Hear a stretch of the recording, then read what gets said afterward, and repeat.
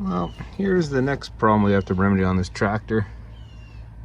See if I get a good shot there. It's about a 1/16 worn on a taper where this bushing, it's going to hold the wheel, sits onto here.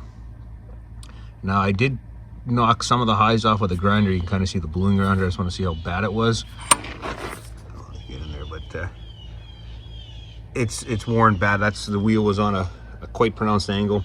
When we were driving it home, that's what I think was all over the road, because as soon as it would hit one side, it would go bang, bang, bang, bang, bang. So, new axle, new bushings. In case anyone is wondering, I did leave the thrust surfaces considerably longer on here.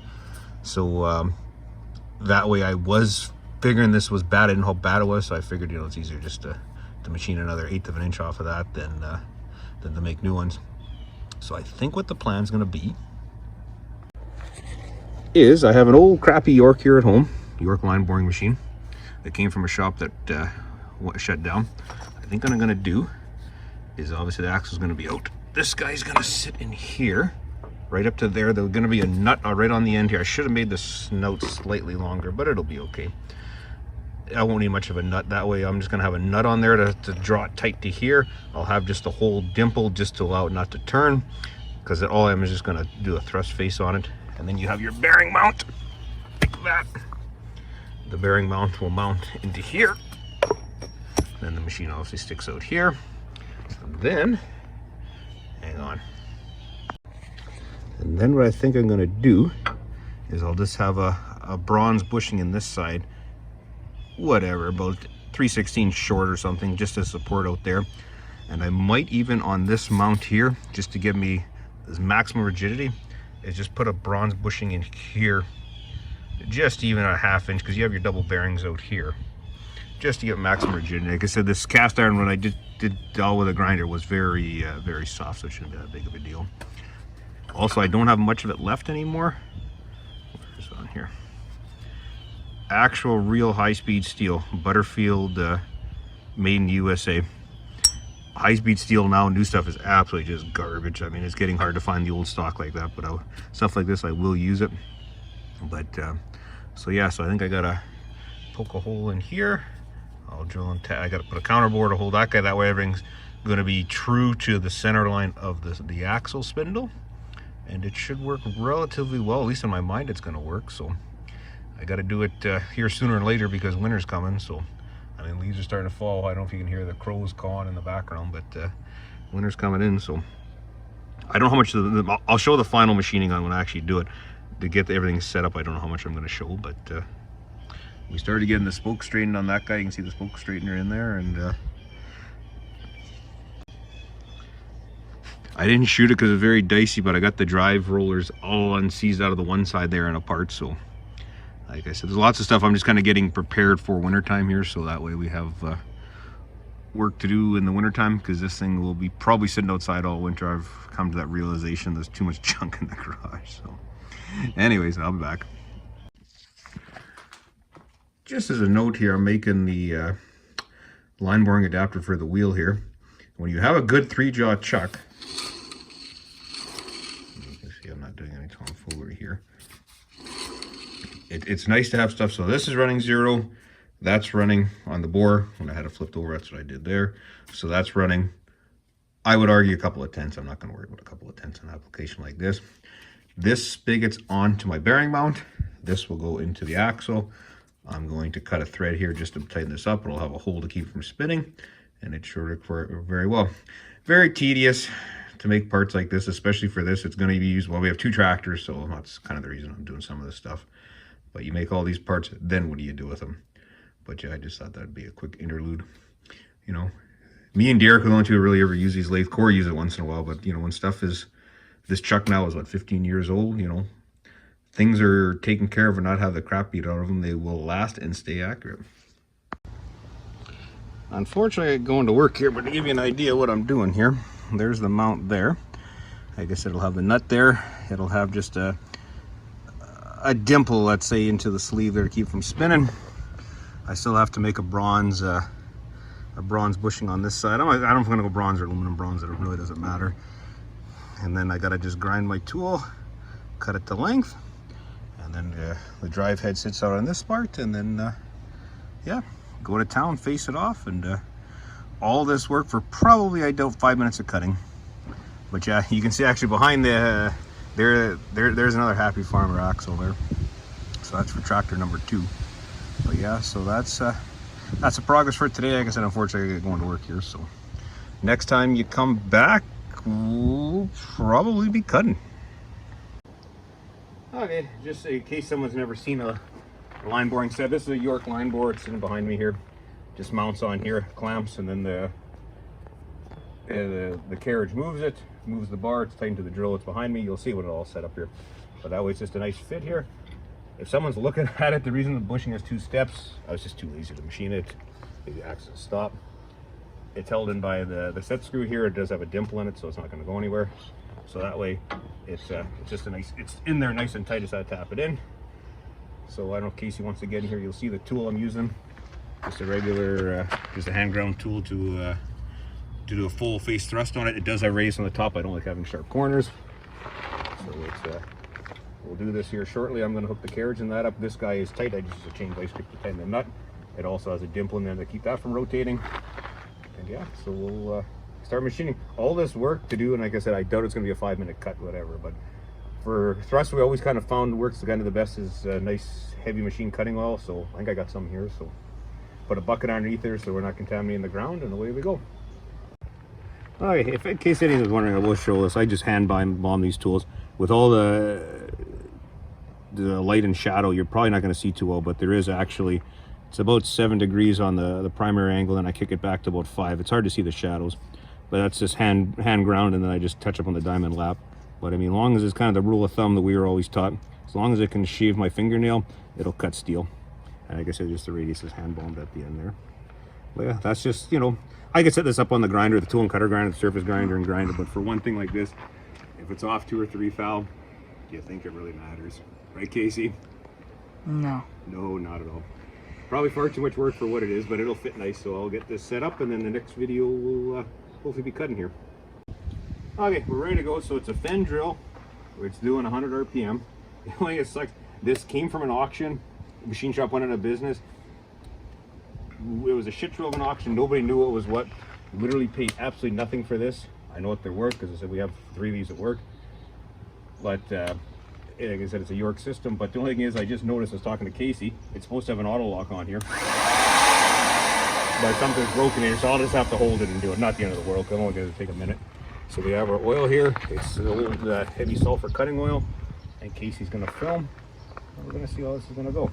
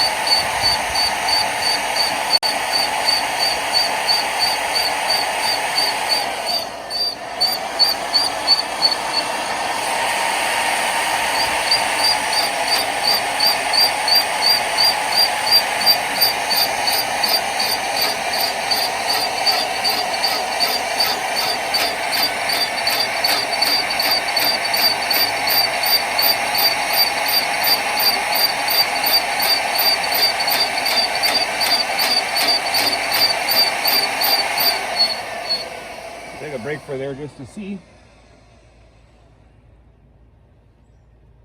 Now, a safety conscious person would notice I did not unplug the machine when I'm doing this, but my hand's there, so I'm not too worried.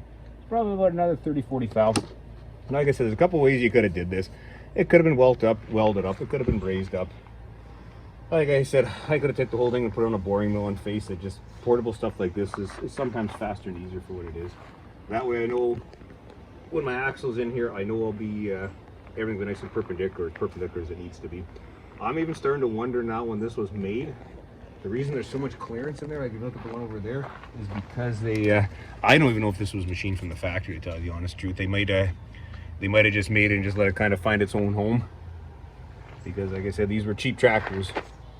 So we'll finish that machining up there. It looks good. Vibration is very down to a minimum. I put my finger there, it's nice and smooth.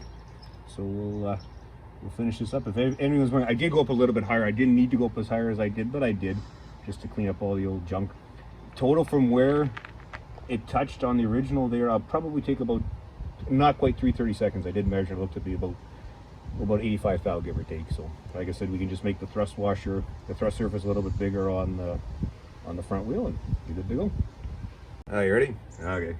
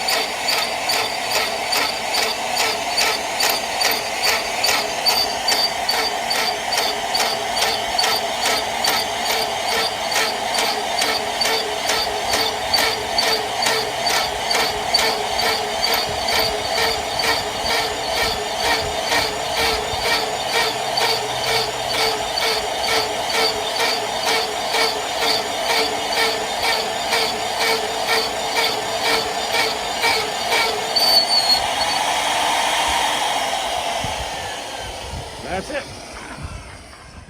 Like I said, all that work. You can see from the factory here how much actually was worn. Like I said, there's another one there if we want to dig that out to take a look there. But you can see the distance from the bosser. This did have a lot of wear on this side. So I mean, maybe the damn things weren't machined in the first place. I don't know. But we'll make the bushing to suit so we can center the tire. And yeah. I had this guy in, but I guess I had him a whole little bit bigger. I don't know if you were watching on the video, it was creeping up a bit. That's why I was holding it down a bit. But there is, like I said, it is dimpled in here, but I guess the hole was a little bit bigger. I didn't put any pressure that way on it. I just had it, the clamping, that was just to keep anti-rotation. I guess I should have maybe pushed it all the way up. But I'm happy with that. I don't know if you can get in there, Casey, to see the finish. I don't see if I get my glove off there. Nice finish, no real chatter. It came all good. What do you say, Casey? Success. Like I said, you look at how much it's worn there. I mean, you assume that the castings were the same. I mean, like I said, we have another one to look at there that's never been touched. But you look at there to there, that's a fair amount of material off. The wheel in there had about, I'm going from memory, 5/8 or 3/4 of clearance in there. Like I had a lot of side-to-side slop, because here's the original pin up here. Oh, here's the original pin there. It's all rusty now, but you see how much wear on both sides of it. Like you see it cock, like look how much wear is there. And you put the original bushing in there, and it was loose as a goose. So I guess we'll take this down, put our pin in, see what it looks like, and I might do the other side for the time it takes. Just roll the wheel and the steering wheel and do the other side. But we'll be back. Yeah. Okay, there's the new axle and one of the bushings. Like I said, I still got to do the thrust down, but there you go. Now instead of having a gap, I can stick my finger in. We're good there. So I'm happy with it. So like I said, I'm going to measure up this side here, see what it is. I might just flip around and just take a light cut off of this side. If it is, I probably won't film it, because I mean, it's the same kind of identical. But like I said, she was worn pretty bad, so that'll hopefully get it, because I said when we were driving, it kept going like this back and forth, and it's kind of a bear to drive. So that should correct one problem at least. Like I said, all I got to do is put it around, put the bushing in, and away we go. But I guess we're heading to Winnipeg now, so I think that's it for this for today. Is that gonna be the video then, I guess? I have no idea what you guys are even doing. We did the Well, yeah, I gathered that. Where'd you put your tire? It's right behind Casey. Oh, right there. I wasn't sure if that was that. No, that's off the other tractor. Ah, I see. So I think that'll be it for now for this video, and we'll catch you on the next one. Well, we got to looking at it, and you know what? For the time it's going to take, we have everything here. I may as well face the other side. I don't know how well Casey's going to see in here, but there is quite a substantial gap. The whole thing was cockeyed on it. So that way we'll make it there. I might take a video before it's done just of a wheel there that's been untouched, and there was probably about a 1/4 inch gap between about like that. So I don't know if that was factory or how tight these things were factory. I couldn't tell you. But we're gonna make it a lot better. I'm probably still gonna go with about a 30-second gap, I think, just to have a little bit of free play in there, just, you know, so nothing bad happens. But I think I'm gonna just rotate the wheel where it is, and then I'm going to start setting up and do the other side. Okay, we've got the other side done. I don't think I took anything more than a 64th of an inch. I doubt that. There's an old witness, I can just feel with my thumb there. Just that witness there, I can just honestly I could just feel, I'm not going to worry about it because that's actually where the bushing, since it's so cocked for the diameter, the bushing is only 3 and 15, or 3 and 5, sorry, so that's on the outside there. So the next step will be to measure it up. We're going to center the wheel the best we can. And like I said, I don't know how well Casey can get in there. I don't know what you're going to see. If you look in there, if you're looking on the top there, you see the gap in that guy there. Can you kind of see it? Yeah, right there. There you go. So that was an original untouched one. We've never had that one apart. That's the way it's been since factory. And that wheel, that tractor did not have many hours on it. They blew the transmission fairly early on, and then they stole parts off of that one to keep this one running. So factory, I think they were relatively loose, but it was weird on this one. I did hit a hard spot, so I did kind of have to stop here once, resharpen the tool. Yeah, there's a hard, you won't see it, but there's right up in here, there was a hard spot.